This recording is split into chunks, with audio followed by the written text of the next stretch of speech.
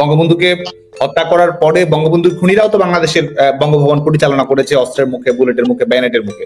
তো তারা যদি, এবং বর্তমান সময়ে 24 সালের 5 আগস্ট পরবর্তী সময়ে কেউ যদি বাংলাদেশের রাজনৈতিক ইতিহাসকে যদি কেউ 3 মাসের মধ্যে ফ্রেমবন্দি করে রাখে, তারাও বোকা স্বর্গে বসবাস করবে বলে মনে করি। তারা অগণতান্ত্রিক, অবৈধ এবং অসাংবিধানিক এই অগণতান্ত্রিক শাসন ব্যবস্থার নিরাপত্তা নিশ্চিত করার জন্য তারা বাংলাদেশ ছাত্রলীগের উপর নিষেধাজ্ঞা আরোপ করেছে। এবং আরেকটি বিষয়, এই গণহত্যা, এই যে বিষয়গুলো উঠতে বসতে তারা সবসময় বলছে এই যে হত্যাকাণ্ডগুলো ঘটেছে, এবং আমরা যেটি মনে করি একটি হচ্ছে যে এটি ফৌজদারি অপরাধ, একটি আইনানুগ তদন্তের বিষয়। আমরা যেটি মনে করি সেটি হচ্ছে যে এটি সুস্পষ্টভাবে এই হত্যাকাণ্ডগুলোর সঙ্গে যারা সম্পৃক্ত রয়েছে তারাই আজকে ক্ষমতাসীন রয়েছে, সেই দায়টি আড়াল করার জন্য তারা বাংলাদেশ ছাত্রলীগের পর এই নিষেধাজ্ঞা এই অশুভ অস্ত্রটি প্রয়োগ করেছে বলে মনে করি। ধন্যবাদ সাদ্দাম। কিন্তু আরেকটি বিষয় এসেই যায়, সেটা হচ্ছে তুমি রিসেট বাটনের বিষয়টা এনেছো, যে বিষয়টি আমাকে ট্রিগার করেছে। বিশেষ করে আমি মনে করি, আমি যেহেতু কোনো রাজনৈতিক দলের সাথে সরাসরি সম্পৃক্ত নই, বাট স্টিল আমার দেশের ভালোবাসার কারণে এবং 1971 সালের প্রতি আমাদের শ্রদ্ধা থাকার কারণে এই রিসেট বাটন শব্দটিকে আমি বিশেষভাবে লক্ষ্য করেছি। তাহলে কি রিসেট বাটনের বিষয়টা যখন তুমি নিজেই আনলে, তাহলে কি প্রশ্ন হচ্ছে তুমি মনে করো বর্তমান সরকার স্বাধীনতা বিরোধী সরকার অথবা স্বাধীনতার স্পিরিটের বিরুদ্ধে? এই বিষয়গুলিকে তুমি কিভাবে দেখছো, সরাসরি যদি উত্তরগুলি দিতে? এই সরকার কিন্তু সেটির দালিলিক প্রমাণই রেখেছে। এক হচ্ছে সংবিধান নিয়ে তাদের যে বক্তব্য আমরা ইতিমধ্যে শুনেছি, রাজনৈতিক মতামতের পার্থক্য থাকতে পারে, গণতান্ত্রিক দুর্বলতা, ত্রুটি বিচ্যুতি নিয়ে আলাপ আলোচনা হতে পারে, আমাদেরও ত্রুটি বিচ্যুতি ভুলভ্রান্তি থাকতে পারে, সব বিষয় নিয়ে খোলামেলা আলোচনাকে আমরা স্বাগত জানাই।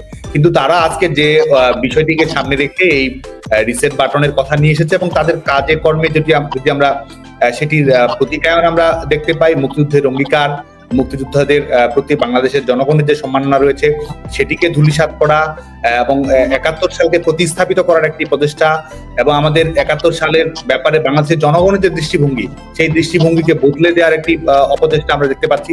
ওরা বাংলাদেশের মানুষের সম্মিলিত যে লক্ষ্যগুলো ছিল, সেটি গণতন্ত্র হোক, সেটি শোষণ মুক্তি হোক, সেটি এক ধরনের ইনক্লুসিভ অন্তর্ভুক্তিমূলক সমাজ ব্যবস্থা প্রতিষ্ঠা হোক, সবকিছুকে আজকে ধূলিসাৎ করার যে প্রয়াস আমরা দেখতে পাচ্ছি। তো সুস্পষ্টভাবেই তারা আসলে এটিতেই তারা বিশ্বাস করে এবং আমাদের স্বাধীনতার অঙ্গীকারে তারা বিশ্বাস করে না বলে আমি মনে করি। আরেকটি বিষয় হচ্ছে যে একটি কথা প্রায়শই এসে যায় এবং এটা খুব আলোচিত সবসময় হয়ে আসছে, বিশেষ করে এই জুলাই আগস্ট সময় থেকেই, ছাত্রলীগ কি আসলে হেলমেট বাহিনী?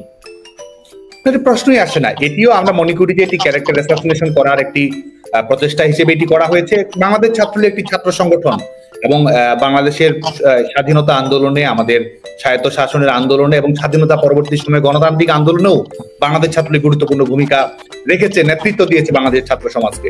বাংলাদেশের ছাত্র সমাজের ভোটেই বাংলাদেশ ছাত্রলীগের নেতাকর্মীরা ছাত্র সংসদ নির্বাচনে বিজয়ী হয়েছে। বাংলাদেশ ছাত্রলীগের নেতাকর্মীরাই রাষ্ট্রীয়ভাবে একাডেমিক ক্ষেত্রে, ব্যবসায়িক ক্ষেত্রে, সামাজিক নেতৃত্বে, পেশাজীবী নেতৃত্বে, প্রত্যেকটি ক্ষেত্রে বাংলাদেশ ছাত্রলীগের কর্মীরা নেতৃত্ব দিয়েছে, বাংলাদেশকে কন্ট্রিবিউট করেছে। আর সার্বিকভাবে আমাদের হেলমেট কারা পড়েছিল? তাহলে হেলমেট কারা পড়েছিল যারা কিনা ছাত্রদের উপরে দেখছিলাম আমরা আক্রমণ চালে? হেলমেট কারা পড়েছিল?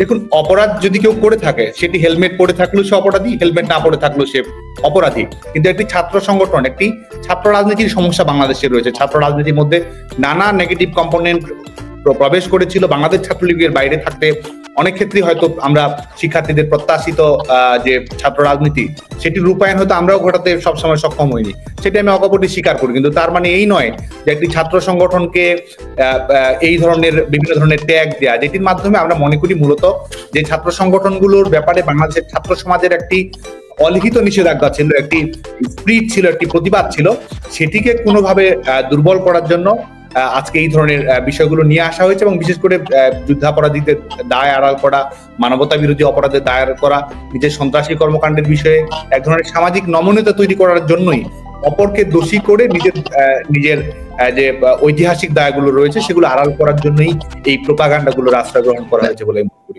এগুলো ঠিকই আছে, কিন্তু কথা হচ্ছে হেলমেটের পেছনে না হয় আড়াল হয়েছে কে আছে, কিন্তু তোমার এলাকার সার্জিস আলম, এবং আমরা দেখেছি সার্জিস আলম একসময় ছাত্রলীগের অ্যাক্টিভিটিস এর জড়িত ছিল। হাসনাত আব্দুল্লাহর পুরনো অ্যাক্টিভিটিস এর স্ট্যাটাসে আমরা তাই লক্ষ্য করেছি, এবং এমনও লক্ষ্য করেছি সমন্বয়কারীদের ভেতরে শিবির পরবর্তীতে তারা নিজেদেরকে প্রকাশ করেছে, যদিও তারা ছাত্রলীগের অ্যাক্টিভিটিস এর সাথে জড়িত ছিল। আমরা এত হাজার মাইল দূর থেকে, আমি নিজেও শেখ হাসিনা সরকারের পরপরই এদের সাথে হিজবুত তাহরীর সংযোগ এবং শিবিরের সংযোগের স্পষ্ট প্রমাণ আমি দেওয়ার চেষ্টা করেছি। তা তোমরা মাঠে থেকে এবং এবং বিভিন্ন শিক্ষা প্রতিষ্ঠানের তোমাদের কর্মী থাকার পরেও তুমি এই বিষয়ে ব্যাপকভাবে বিফল হয়েছো, তাই নয় কি? হ্যাঁ, এই ধরনের কিছু বিচ্যুতি অবশ্যই ঘটেছে, এবং যে নামগুলো আসলো তারা বিভিন্ন সময়ে সামাজিক যোগাযোগ মাধ্যমে বাংলাদেশ ছাত্রলীগ সম্পর্কে প্রশস্তিমূলক প্রশংসা করেছে, ছাত্রলীগ কর্মীদের নানাভাবে দৃষ্টি আকর্ষণ করার চেষ্টা করেছে। ছাত্রলীগের সাংগঠনিক কাঠামোতে, যদিও আপনি যে দুজনের নাম বললেন, সাংগঠনিক কাঠামোতে তাদের কোনো অন্তর্ভুক্তি ছিল না। আজকেও আমরা দেখেছি চট্টগ্রাম বিশ্ববিদ্যালয়ে ছাত্র শিবিরের যখন পূর্ণাঙ্গ কমিটি ঘোষিত হয়েছে, সেখানেও আমরা সমন্বয়কদের একটি অংশকে আমরা দেখেছি যে বিভিন্ন জন যারা সমন্বয়ক পদে ছিল তারা ছাত্র শিবিরের পূর্ণাঙ্গ কমিটিতে রয়েছে।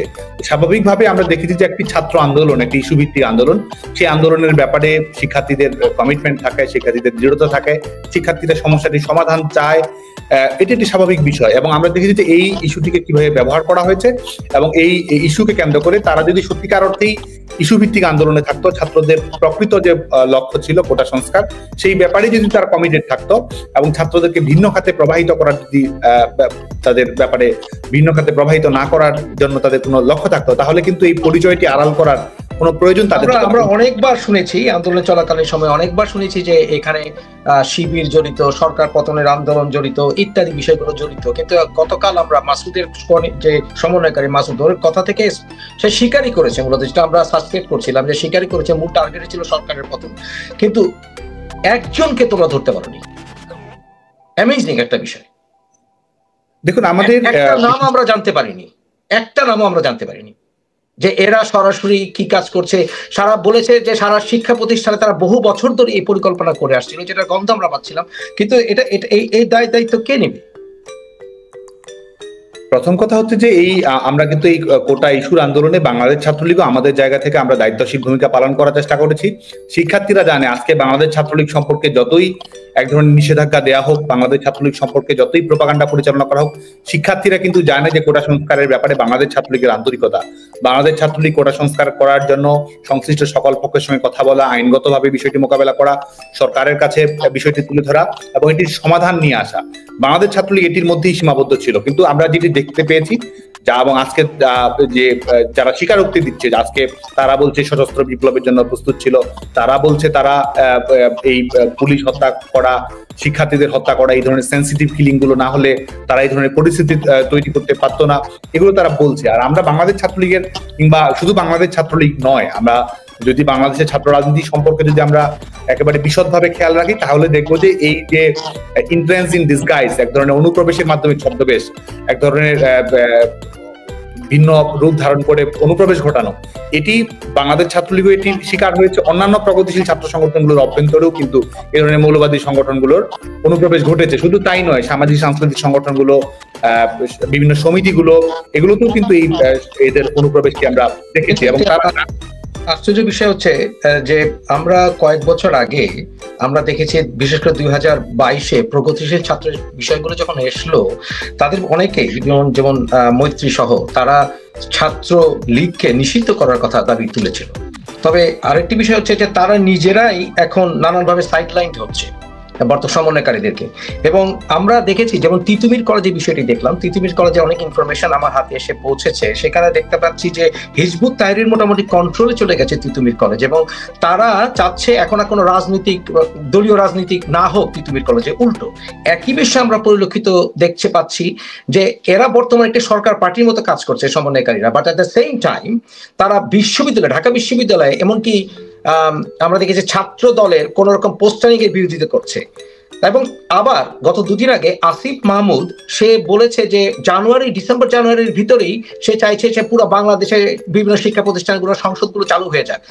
যখন বিএনপি বা ছাত্র দল ওপেনলি রাজনীতি করার ক্ষেত্রে নানা প্রকার বাধার সম্মুখীন হচ্ছে ঢাকা বিশ্ববিদ্যালয়, এবং ছাত্রলীগের একটি দুর্গ ছিল ঢাকা বিশ্ববিদ্যালয়, সেখানে ছাত্র জাতীয় রাজনীতি করতে পারবে না, এবং কিন্তু তারা এই বিষয়ে ইনফ্লুয়েন্স খাটাবে। এই বিষয়টিকে তুমি কিভাবে দেখছো? এই যে তারা এই কৌশলটি গ্রহণ করেছে, এই কৌশল কিন্তু আমরা এর আগেও দেখেছি। বাংলাদেশ প্রকৌশল বিশ্ববিদ্যালয়ে যখন একটি দুর্ভাগ্যজনক ঘটনা ঘটে, সেটিকে ব্যবহার করা, নিষিদ্ধ রাজনীতির প্রবাহটিকে তারা নিরাপদ রাখার জন্য এই যে মূলধারা রাজনীতি হোক, প্রগতিশীল ছাত্র রাজনীতি হোক, এটির এক ধরনের বিস্তৃতি তারা বন্ধ রাখতে চেয়েছে। এবং এই কোটা সংস্কার আন্দোলনের প্রারম্ভিক সময়ের পরবর্তীতে আমরা যখন দাবিগুলো দেখি, যখন এটি অন্যান্য দাবিগুলো যখন সংযুক্ত করা হলো, সেখানেও কিন্তু আমরা দেখেছি যে সেখানে ছাত্র রাজনীতি বন্ধ করা, ছাত্র রাজনীতি নিষিদ্ধ করা, এগুলো কিন্তু তারা দাবি আকারে নিয়ে এসেছে। এবং আমরা পরবর্তীতে এটিও দেখি যে যারা এই দাবিগুলো নিয়ে এসেছিল তারাই কিন্তু এই মৌলবাদী যুদ্ধাপরাধের দায়ে অভিযুক্ত ছাত্র সংগঠন এই সঙ্গে সম্পৃক্ত রয়েছে।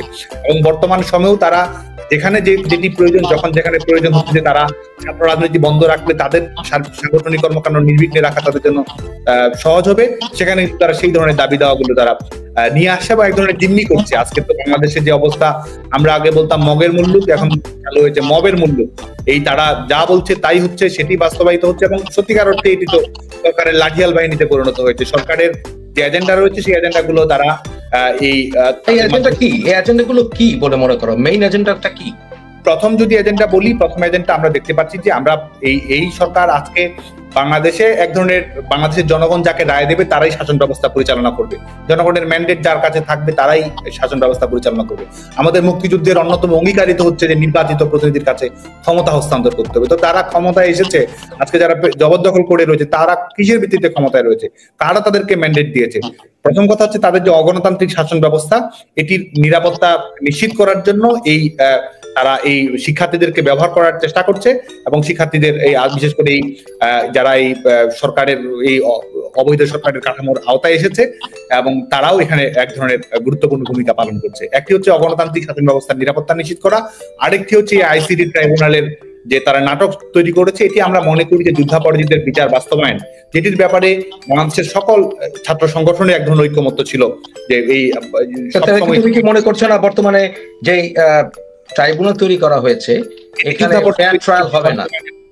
সেটি তো সুযোগই নেই, প্রশ্নই আসে না। যুদ্ধাপরাধীদের বিচার বাস্তবায়ন করেছে, ন্যায় বিচার নিশ্চিত করা হয়েছে, এটির প্রতিশোধ হিসেবে আজকে এই আইসিটি ট্রাইব্যুনালের নাটক তারা মঞ্চস্থ করছে বলে আমরা মনে করি। আচ্ছা, আরেকটি বিষয় আসছে যে সমন্বয়কারীদের পক্ষ থেকে এই বিষয়গুলো এসছে এবং এর পার্সোনালি আমি এই বিষয়টাকে সাথে আমি একমত। যেমন আমি বলি, বিষয়টা হচ্ছে বর্তমানে যারা মেইন স্ট্রিম রাজনীতির সাথে জড়িত, যারা দেশ পরিচালনা করছেন, এটা আওয়ামী লীগ হোক বা বিএনপি হোক, যারা দেশ শাসন করেছেন, তাদের ভেতরে একটি সেই সরকার একটি প্রবণতা দেখতে পাচ্ছি আমরা। সেটা হচ্ছে আমার মার প্রজন্ম, দ্যাট মিনস শেখ হাসিনা, খালেদা জিয়া, ওনাদের প্রজন্মই অতিরিক্ত, যারা বলবো আমি 70-80 বছর বয়স, ওনারা দেশ শাসন করছেন। কিন্তু আমার প্রজন্ম বা তারেক রহমান বা সজীব ওয়াজেদ জয়, আমরা হচ্ছে আমাদের প্রজন্ম, এই প্রজন্মকে পাশ কাটিয়ে বর্তমানে একেবারে জাম্প করে চলে যাচ্ছে অতি তরুণের প্রজন্ম।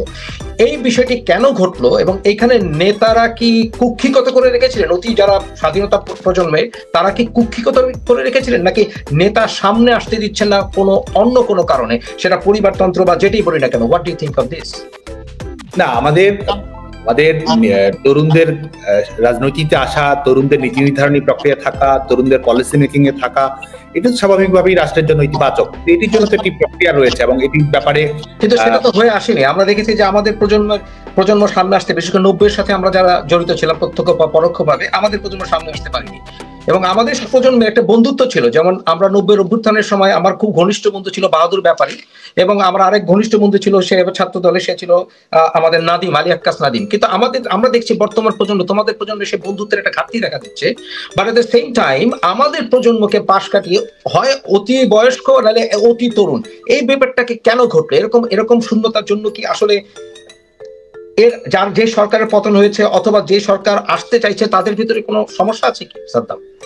একটি হচ্ছে যে তরুণদের রাজনীতিতে অংশগ্রহণের যতটুকু মাত্রায় হওয়া উচিত ছিল সে জায়গায় তো কিছু ব্যত্যয় রয়েছেই, সেটা আমি স্বীকার করি। কেন সেটা? আর দ্বিতীয় বিষয়, সেটি আমি আসছি। আর দ্বিতীয় যে বিষয়টি বলি, আমি মনে করি যে গণতন্ত্র যদি পুনঃপ্রতিষ্ঠিত হয়, গণতান্ত্রিক ভাবে বাংলাদেশের যাত্রা যদি তৈরি হয়, বাংলাদেশের জনগণ যদি তাদের পছন্দ মতো শাসন ব্যবস্থা বেছে নিতে পারে, তাহলে আজকে যে শূন্যতা আপনি তৈরি হয়েছে এই শূন্যতা স্বাভাবিকভাবে কেটে যাবে বলে আমরা মনে করি।